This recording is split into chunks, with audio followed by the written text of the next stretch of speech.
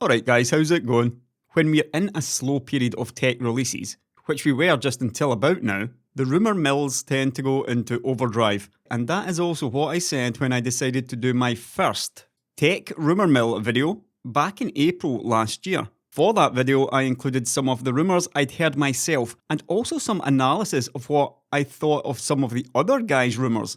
And at the end of that video, I said it would be interesting to see how it all panned out. So let's start this video by going over the rumours in this old video to see how they did pan out. Starting with the long rumoured but non-materialising Ryzen 7 2800X. So let's just stick with the Ryzen 2000, and there's been one or two rumours of maybe a 2800X being held back in reserve. After I looked at this slide, I didn't really like that rumour, and the more I looked into it, the more I thought, it looks like the 2700X is pretty much tapped out around 4.2 GHz, so this has led to some rumours suggesting that they're holding the 2800 back until a later point. But there are chips out there that are capable of doing 4.4, and if that's the case, if 4.4 is actually the top end here, then obviously we should expect to see these come with Threadripper at the very least. So AMD right now should be stockpiling most of these better chips to launch with Threadripper later in the year. And that is exactly what AMD did, of course, launching the Threadripper 2950X at 4.4 GHz in late August. I, however, somewhat blew my previously good analysis by later in this same video saying that, you know what, maybe they will launch a 2800X later after all, which they didn't do. Next up was this rumour over at WCCF. Here's what I said. Trying to get any kind of information on Nvidia is extremely difficult. Over at WCCF, you've got a rumour on GTX 1180's specs, performance, price and release date. Note that this is preliminary, but it's 1180 based on the Turing architecture and 12nm process. And this really shouldn't be too long before it arrives, which makes the lack of information even stranger. But I found this one interesting, with the GPU measuring around about 400 square millimeters. That's 3584 CUDA cores and a 256-bit GDDR6 memory interface. And also quite interesting with a claim of 8 to 16 gigabytes, claiming around a 1.6 gigahertz base clock and a boost of around 1.8. Now most of this I would probably have guessed at. What I would say though is around 400 square millimeters. That's probably a little bit larger than what I would expect out of a 12nm chip that only had a 256-bit memory. I would think possibly around 380 or even 370 square millimeters would be more like it. Looking at this, 8 or 16 gigabytes, I would be very, very surprised if it went as far as 16 gigabytes, so I would stick with 8 there. And regarding the base and boost clock, this looks fairly conservative to me. I would go 1.8 and 2 gigahertz and possibly even expect more. Now, only one part of my analysis was really on point there. My belief that this card would be 8GB and not 16GB. That one just made sense from a financial perspective, and it seemed obvious to me. The parts that weren't on point were all off for the same reason. That reason being my assumption that TSMC's 12nm node was actually a proper half shrink of their 16FF Plus node. However, as it turned out, TSMC's 12nm ended up basically being the same 16FF Plus node with an increased reticle, which allowed for much larger chips to be created, but with the same transistor characteristics, the same power, performance and area. And of course, what Nvidia actually ended up doing was designing much larger GPUs for Turing. The main stuff nobody knew about at this time was RTX would be replacing GTX, and the branding would be further changed to the 2000 series instead of the more anticipated 1100 series. I broke all of that stuff in August with my huge Turing RTX leak video, with the RTX 2080 coming in at 545 square millimeters, and with it basically being the same 16FF Plus node as Pascal, we didn't see the improvement in clock speeds I anticipated. And in fact, Khalid over at WCCF appears to have nailed the boost clock at 1.8 GHz. So this was a bit hit and miss, more miss I feel. However, the mitigating circumstance was that the node just didn't turn out as we thought it would. And that kind of information is extremely difficult to come by before the event. Moving on to the next couple of rumours over at Gamers Nexus. The first one was this one in hardware news that AMD were researching DDR5 and HBM for CPUs. And this is what Steve said. Our present understanding is that AMD is working with at least one memory supplier to establish an R&D lab at AMD's Austin campus. And this lab's entire purpose is to research DDR5 and develop DDR5 for the next generation of system memory. Now I found that interesting, as I had also heard a rumour of AMD and DDR5 in the far future, around the 2021 timeframe with AMD's Genoa. Now if you follow AMD server stuff, we can see here EPYC, which we all know about. That was of course based on Zen, the Zeppelin dies on 14 nanometers. Coming next is Zen 2, 7 nanometers, and that's called Rome. And then after that, and this is an official AMD slide, so we can take this as truth. After that, Milan comes. They're calling it Zen 3, although they do change these numbers around an awful lot. But Milan is coming around 2020 on 7 nanometers plus. Genoa comes after Milan in 2021, as we saw very recently.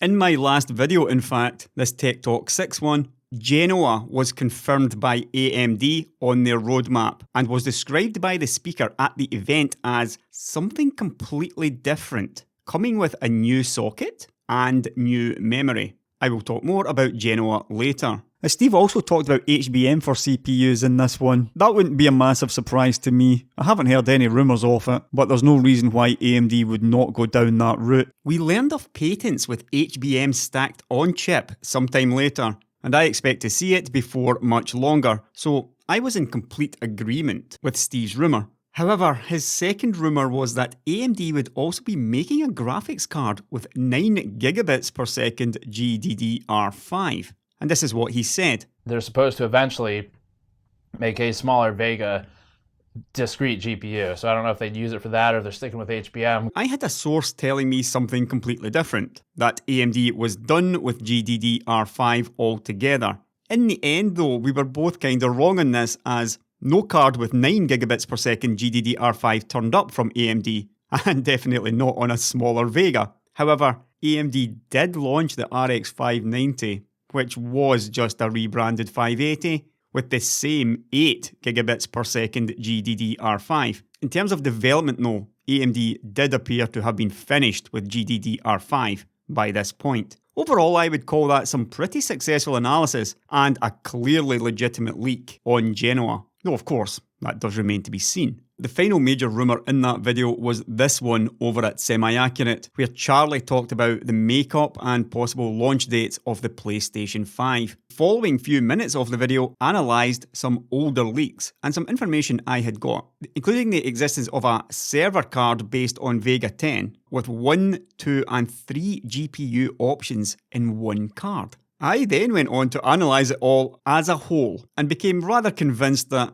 not only would Navi be a chiplet-based architecture, but so would the 7nm Vega be a real chiplet-based architecture attached by Infinity Fabric, with me declaring this. AMD isn't giving up on the high end. AMD is giving up on large chips. This was always what the master plan was all about. If you can combine smaller GPUs as one, then the manufacturing advantages are crystal clear. Now, it's safe to say that the final part of my rumour and analysis was somewhat lacking in both. But looking at this video overall, the Genoa info I leaked was pretty massive. The 2800X stuff, the GDDR5 and HBM on CPU, that was reasonable analysis. And my Turing stuff mostly failed down to TSMC's 12nm not being what anyone thought it would be.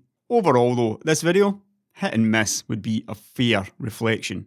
The rumours and leaks never stop coming my way, and over the past couple of months I've collected some really interesting stuff, and now I'll let you know everything that I've been told. As usual, and as you've just seen, don't go putting your mortgage on all or even any of this coming true. All I will say is that while I trust my sources, they just cannot possibly always be correct, because plans change over a year or two. Sometimes the wires get a little bit crossed too, and the information can be confusing to analyse. Even previously great sources who have been 100% correct can be wrong, simply because of a minor change of plan. In general though, I believe that much more of what you hear in the next part of this video will come true than won't. Otherwise, I just wouldn't be doing it. So let's start this video for real with Nvidia. and there won't be much on them as it's the same as it was last year. Getting information on Nvidia these days is very, very difficult. They really are watertight on leaks.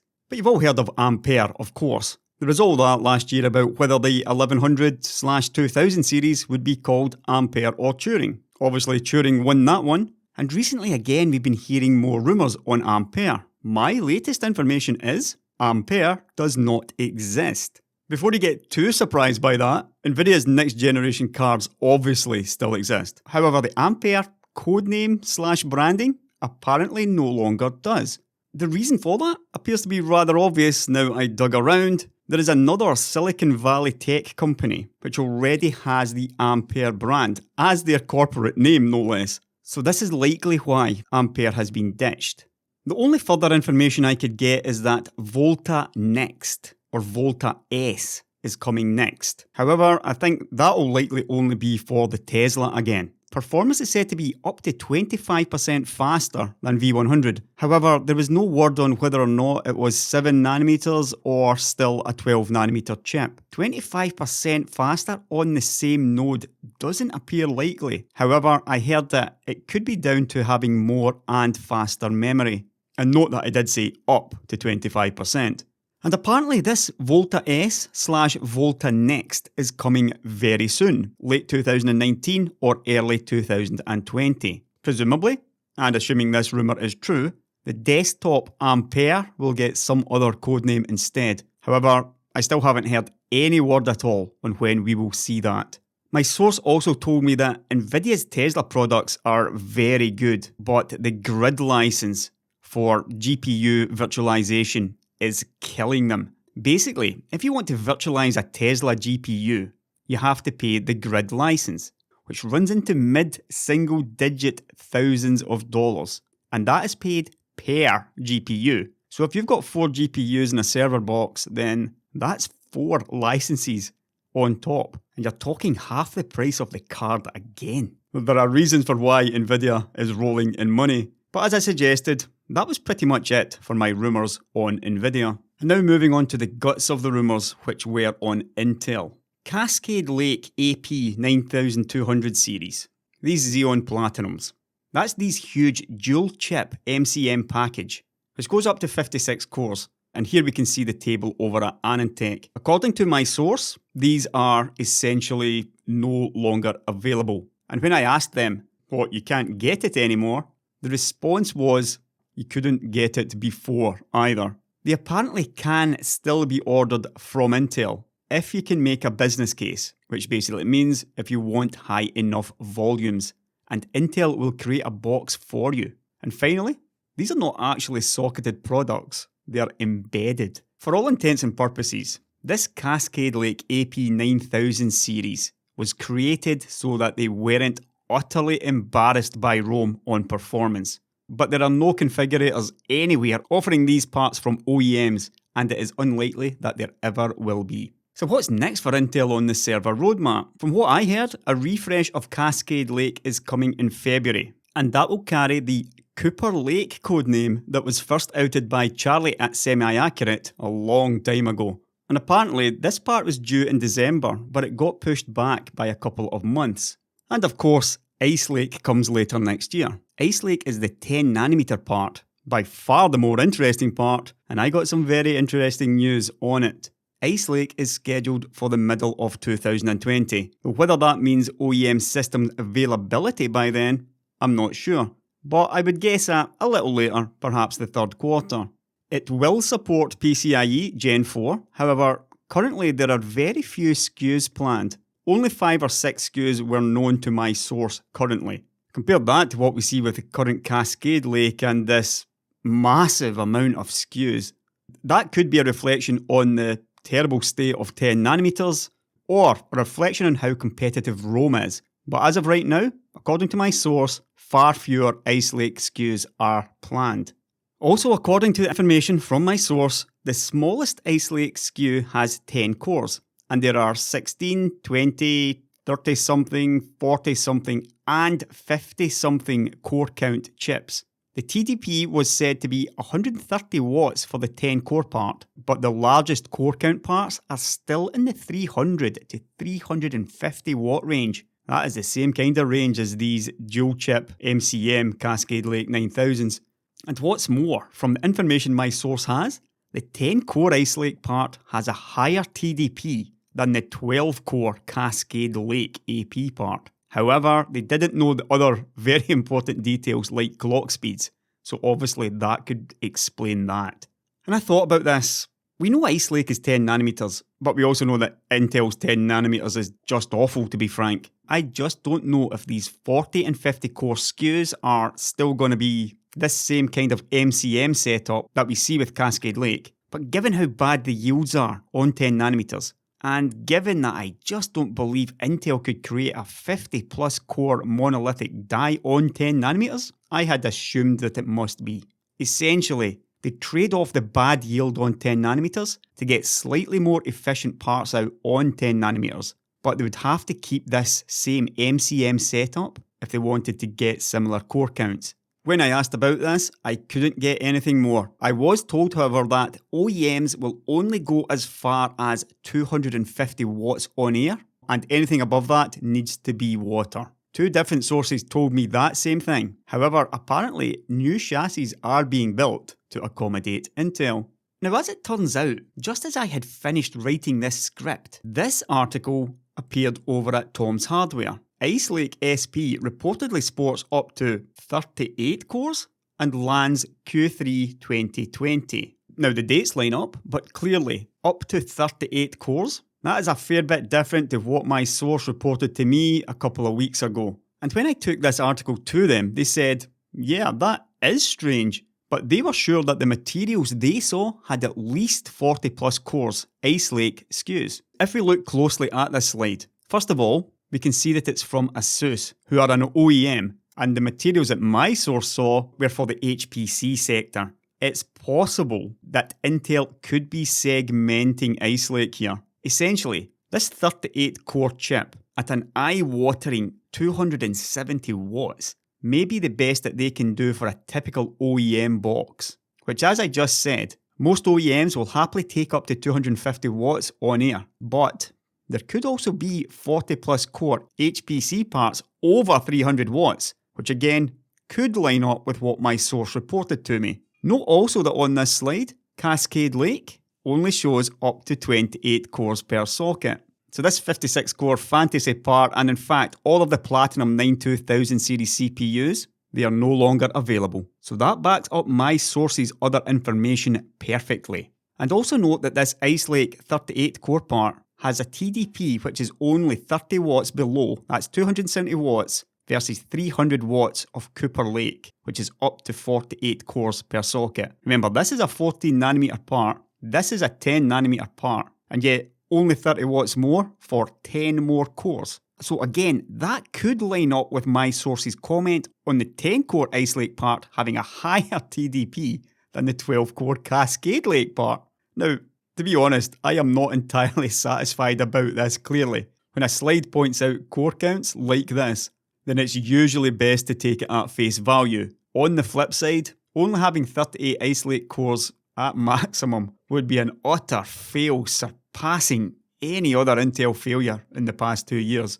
This will get absolutely crushed by Milan. Where this gets really interesting though is with the follow-up to Ice Lake, Sapphire Rapids, which is due in mid to late 2021. When I asked my source whether or not Ice Lake was this same MCM setup as Cascade Lake AP9000, I was told that they didn't know, but then they said that Sapphire Rapids is, however, two Ice Lakes glued together, with PCIe Gen 5 support and DDR5 support, and apparently Intel are still working out the memory controller.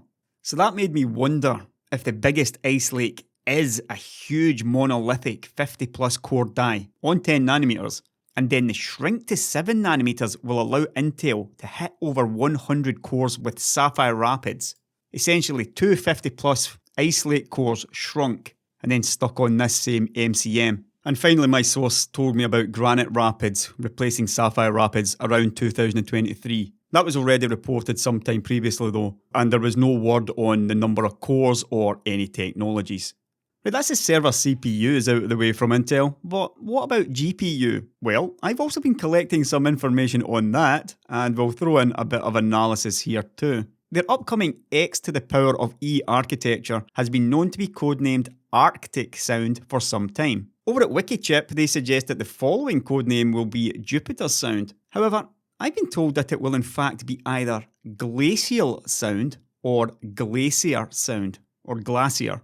My source said that Glacier Sound will do graphics and acceleration, but not AI. And what's more, following Glacier Sound was a very odd codename, Ponte Vecchio.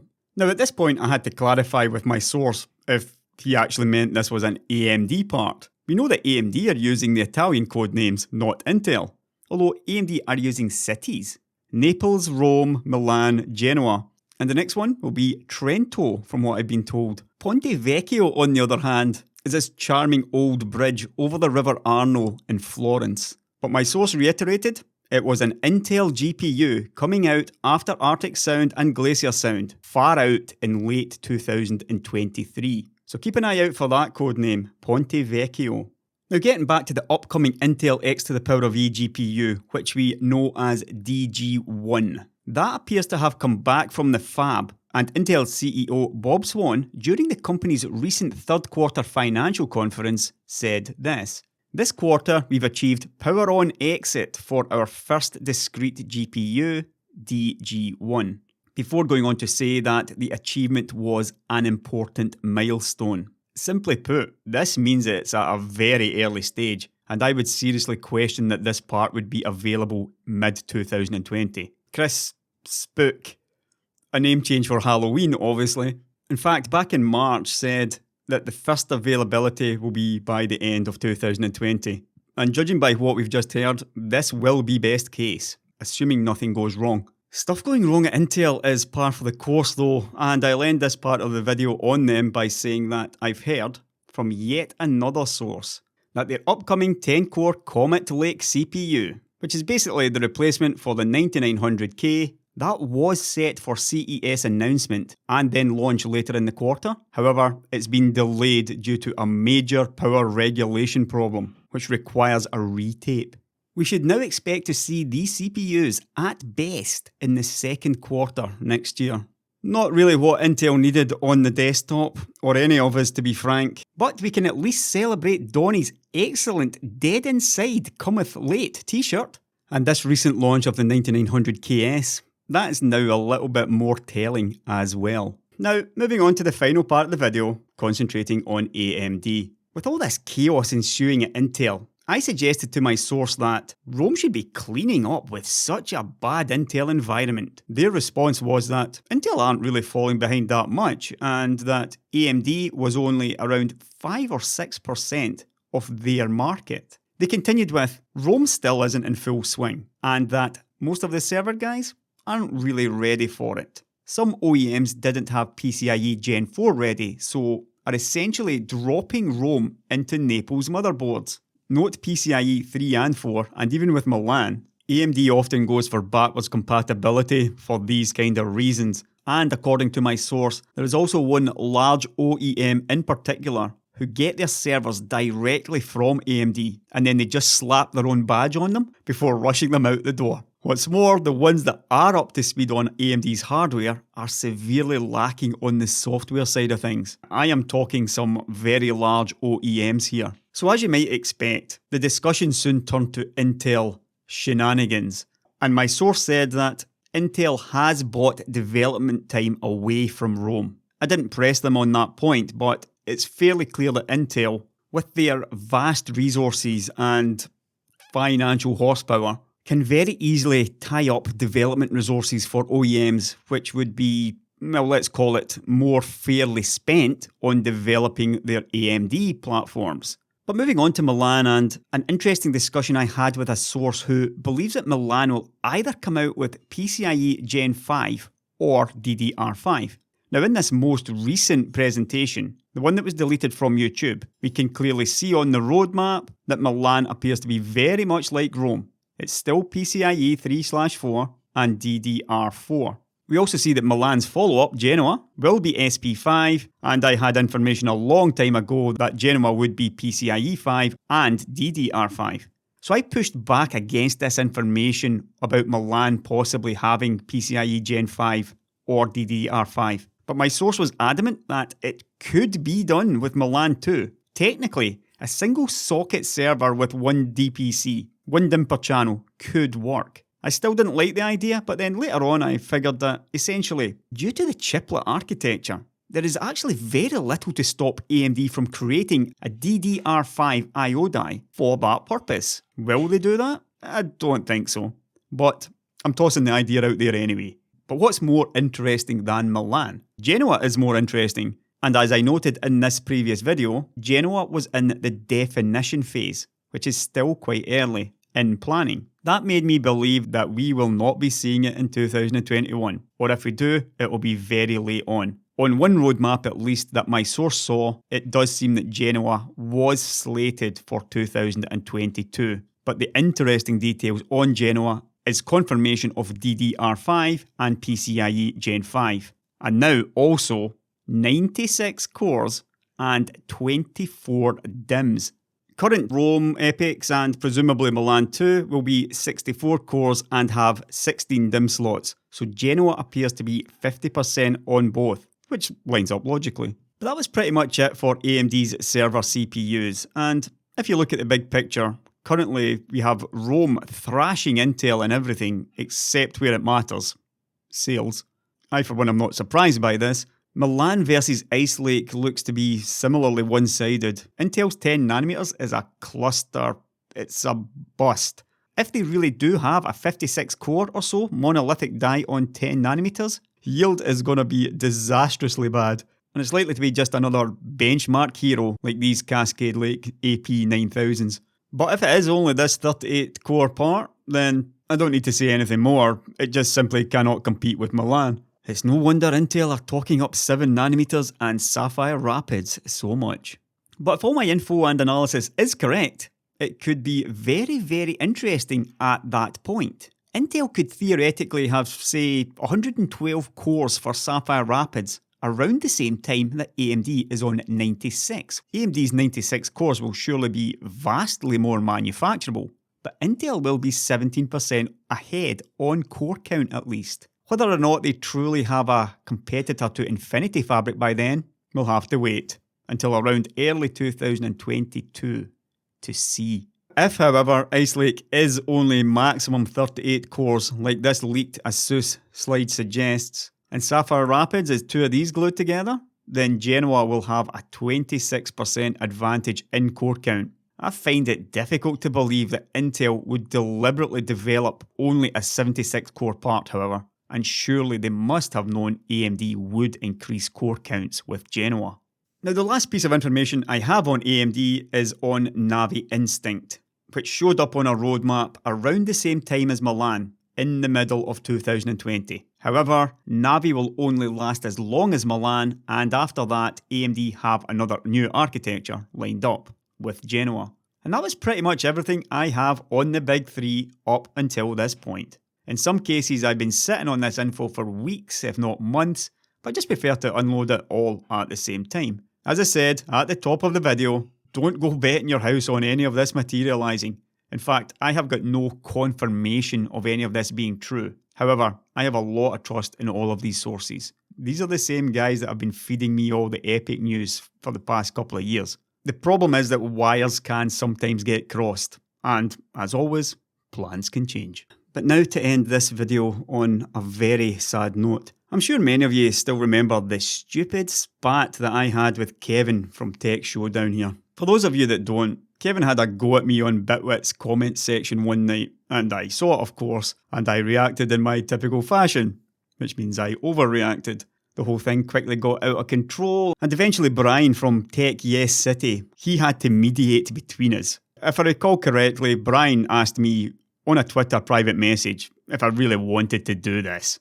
And my answer to him was something like, "Not really, Brian. I am way too old for this shit and life is just too short to bear grudges." So Kevin and I had a chat about it, We both agreed it was as dumb as anything we'd done in a long time, and proceeded to delete all our comments and parts of videos where we kept the whole thing going. And guess what happened afterwards? Kevin and I continued to chat long after that. We'd talk about leaks, we'd moan about how certain companies were treating us, and often just about stuff in general. In fact, quite often when he'd see somebody on Twitter giving me a bunch of crap, he'd send me a private message saying, like, just ignore it, don't rise to the bait. Later on last year, he told me he was moving from New Zealand to Taiwan, and he was feeling apprehensive about it. So we chatted about that, and at the end I wished him good luck. Told him it was just nerves he was feeling and that he wouldn't regret the move. But sadly, that's not how it worked out. He had a really rough year this year. The kind of year that makes my bad year look like child's play in comparison. And tragically, earlier this week, after a brief illness, he died in a Taiwanese hospital. I'm gutted that we didn't keep in contact so much this year, certainly not since February. And I was right about life being far too short to bear grudges. Kevin started off as an enemy but became a friend, and certainly he was one of the friendliest, most genuine YouTubers you would see. Steve over at Hardware Unboxed set up a GoFundMe which will go to his family. As you can see, the goal has already been met, but every little helps and I've just made my own donation. Nothing can bring Kevin back, but if you can afford to give just a little, then maybe the burden can be alleviated just a tiny bit off of his family. I'll catch you later, guys.